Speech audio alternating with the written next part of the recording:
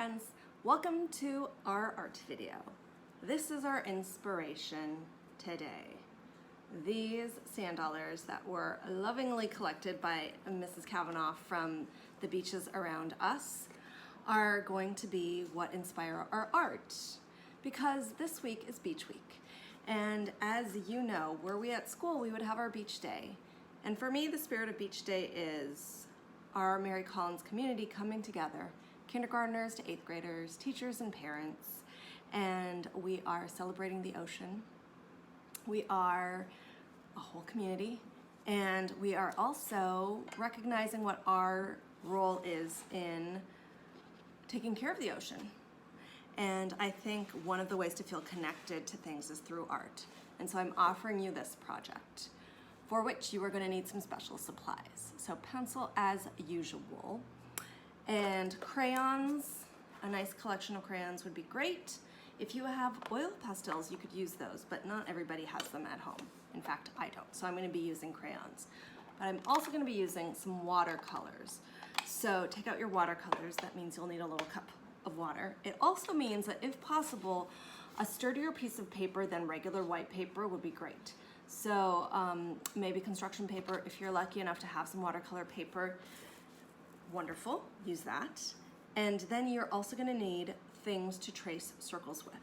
So I have some bigger things like this tea tin, medium things like this cup, and smallish things like this little tea light. All are fine. So maybe 2 or 3 things that you could trace circles with, and bring them all back, and let's get started.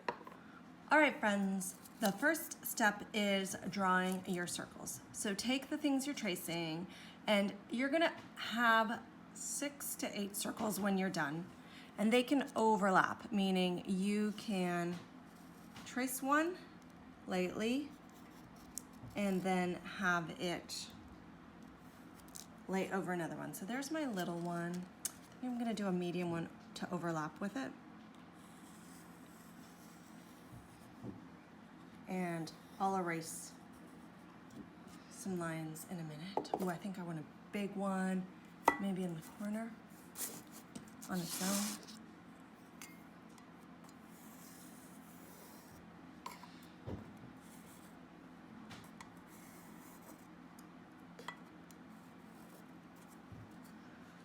I've got 1, 2, 3 right now. Maybe another one. Well, there's a lot happening in that corner, so maybe I should do one over here. And notice I just flipped it over, and so this is a slightly smaller circle than the first time I drew it. I think I'm gonna have one going off the page a little bit here. So notice how I put it in the corner, and I won't be able to trace all the way around it. As if. I've got 1, 2, 3, 4, 5.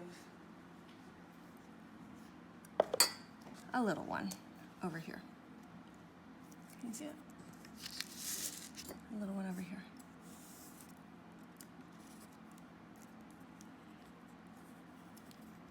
And now for the spaces where I overlapped, I have to decide which one I think is on top. I think I'm gonna imagine this one is on top, so I'm gonna erase this line. And notice now, this one's on top, and which one should be on top? The little one or the big one? Let's have the big one be on top of the little one. Like that. You get to decide for yourself. And then look at your page and decide, do you think I've filled it enough? I think that because I'm using a slightly bigger piece of paper than usual, that maybe I could do another one in this top corner. And so I'm gonna do that. Remember, this art is yours. You make it your own, and you get to make the decisions about how it looks. All right, let's go back to our inspiration, the sand dollars. I want you to look closely at them for the patterns you see. Do you notice how each of them has sort of these petals coming out of the center? If I count, They each have 1, 2, 3, 4, 5 petals coming out of the center. Then they have ridges on them as well. And if you look at the back, there's a hole and sort of indent coming out on the bottom. So this is going to be our inspiration for our art, and then we are going to take it and make it kind of colorful and fanciful. So this is where we're starting. Maybe you want to draw them just like this, but I'm actually going to invite you to open up your crayon box and choose lots of different bright and bold colors and to start making designs on your paper where we drew our circles. Let me show you how. Okay, I'm going to start with this big one, and I chose this bright magenta color, which there are no sand dollars, as far as I know, that are this bright magenta color. And I'm going to draw that petal shape that I noticed on the real sand dollars onto my sand dollar here. And I'm kind of, if you've seen some of my videos, art videos from last year, I'm kind of being inspired by the echo art I did, where I start with one shape and then I let it echo out like that. You do not need to make yours look like mine. What I'm encouraging, inviting, and hopefully inspiring you to do is to look at your sand dollar shapes and see what they feel like for you. I'm gonna move the real sand dollar out of the way. What kind of shapes do you think they want to be? And I want them to be bright and bold and colorful. We'll listen to some undersea music.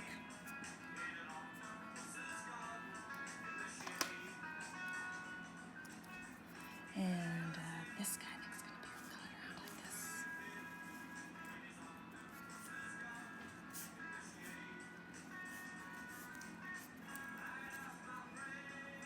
And you're going to color it, each one, all in. So take your time.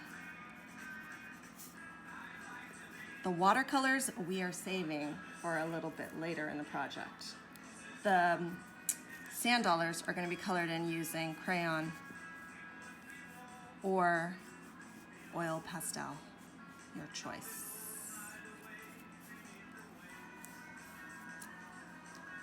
Resting your hands.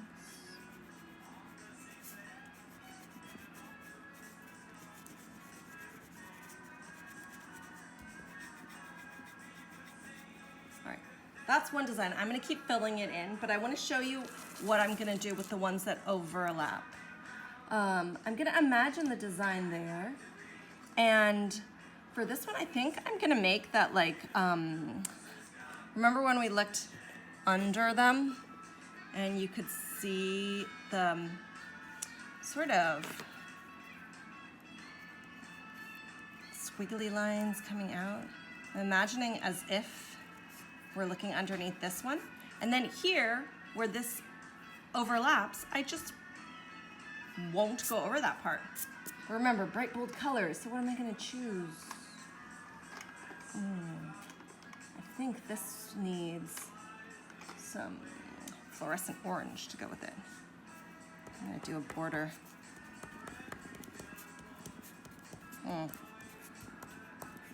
Not as fluorescent as I was hoping for. Never mind, I'll just choose another color. No one there to tell us what to do. Well, this was inspired by that shape, but I think I'm going to add some more lines to make it more interesting.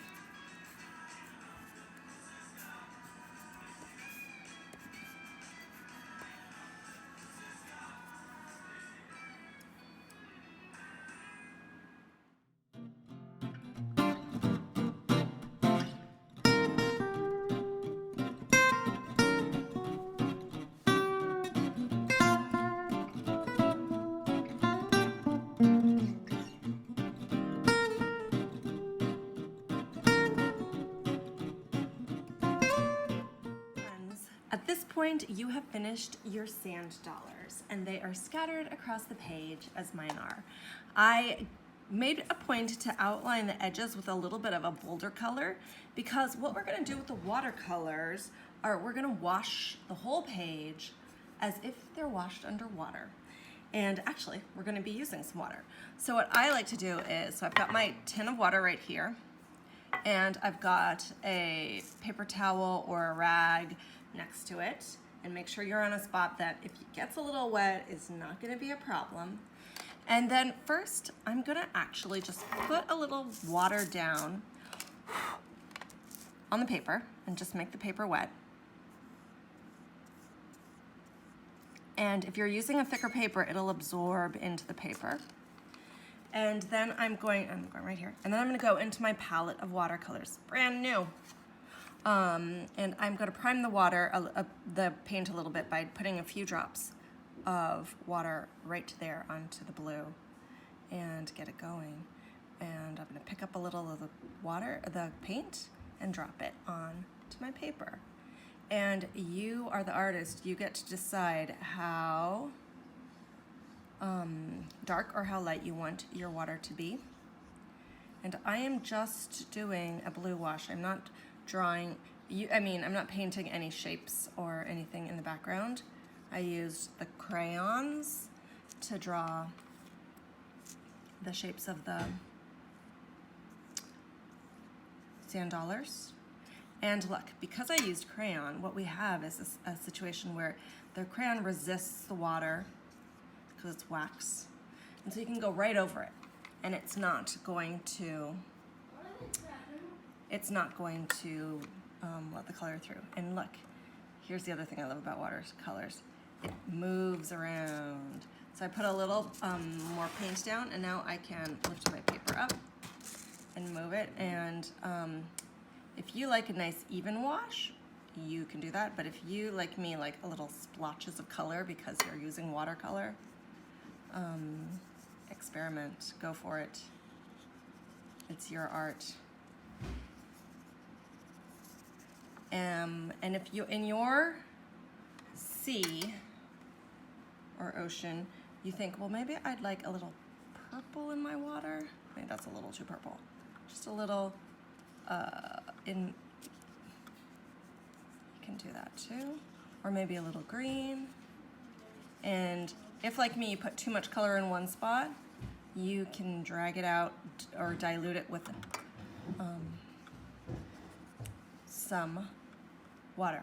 I'm gonna keep working on the rest of mine. You work on yours, and we'll meet back with our finished products.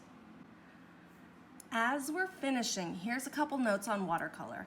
If you are putting your paintbrush into the water and you feel like your paintbrush is too wet, you can always tap it off on the side so that it's not so wet as you bring it to your paper or to the paints. If you get too much paint or water onto your paper, you can also use a paper towel or a rag to lift it up. And see how it was super wet before and now it's a little drier? And here is a neat trick too. When your paint is still a little wet, if you want to just drop clean water in to your onto your paper, it makes these little water blooms, we call them, which I think is a nice effect of using watercolor. Play around with it, see what you like, and we'll come back with our finished products next. Here's mine. How did yours turn out? Do you see the blooms with the watercolors in the corner and the way the colors mix? Oh, it's still a little wet. I can see it dripping right there, so I better put it down. I hope you enjoyed doing this activity with me. I love watercolors, so it was my first time doing them with you, and I hope to do more. Our inspiration got me thinking about sand dollars and that I didn't know very much about them. So I looked up some facts in the Monterey Bay Aquarium's website about sand dollars. One thing I learned is this is its mouth, and you know how it has the 5 petal design on the top? Inside, this one is gone, but when it was alive in the ocean, inside it has 5 teeth-like segments that grind up its food. It eats tiny plants and some plankton. And the 5 petals on the top mirror the 5 sort of teeth sections on the inside. I also learned that when they are in the ocean, they are mostly standing up, sort of in the sand, and then they lay flat when they need to protect themselves. They also like to be together, and they crowd together pretty densely. The last thing I'm going to leave you with is that I learned scientists can tell how old a sand dollar is in a similar way to how they tell how old a tree is. Instead of looking at the rings of a tree, there are rings on, this is the exoskeleton of the sand dollar. I do not know how to read them, but maybe you will research sand dollars and find out. Thanks for doing art with me this week. I hope you find many more ways to celebrate the ocean, and I'll see you next time.